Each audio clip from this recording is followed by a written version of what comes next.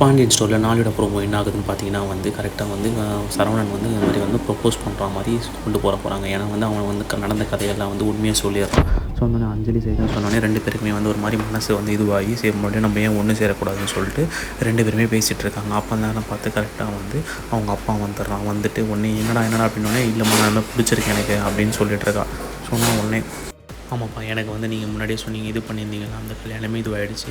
ஆனால் வந்து இது அப்படி இருக்காது, நல்லபடியான முடியும்னு நினச்சி நான் நம்புகிறேன் அப்படின்னு சொல்லிட்டு அவன் ஒரு பக்கம் நினச்சிட்டு சொல்கிறான். உடனே அவங்க அப்பா வந்து சரிடா உன் வாழ்க்கை எப்படியோ அதே மாதிரி நடக்குது அப்படின்னு சொன்னோடனே உடனே அந்த பக்கம் பார்த்தீங்கன்னா மயிலோட அம்மா வந்து இந்த விஷயம்லாம் தெரிய வந்து உடனே வந்து கத்துற மாதிரி வந்து நினைக்கிறேன்.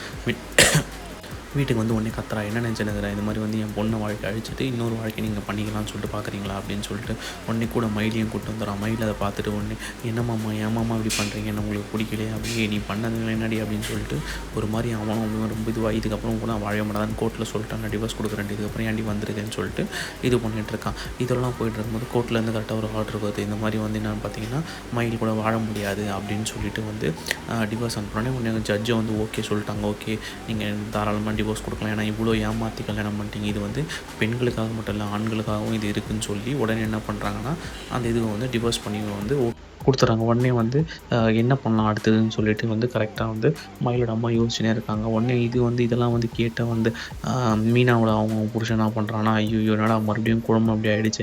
உடனே வந்து என்ன ஆகுது, மீனா போயிட்டு வந்து இவகிட்ட பேசுகிறா, மயில்கிட்ட பேசுகிறோன்னே மயில் வந்து உடனே 2 பேரும் ஒரு ஐடியா பண்ணுறாங்க, பண்ணி இதை அப்படியே தடுக்கலாம். இதை வந்து கரெக்டாக வந்து இவன் கேட்டோடனே உடனே ஒரு மனசே உடஞ்சிடறாச்சா நம்ம கொண்டாட்டி எப்படின்னு நினச்சா. ஆனால் கடைசியில் இவன் ஏன் இப்படியே இருக்கா அப்படின்னு சொல்லி இவன் மனசு ரொம்ப இதுவாகுது.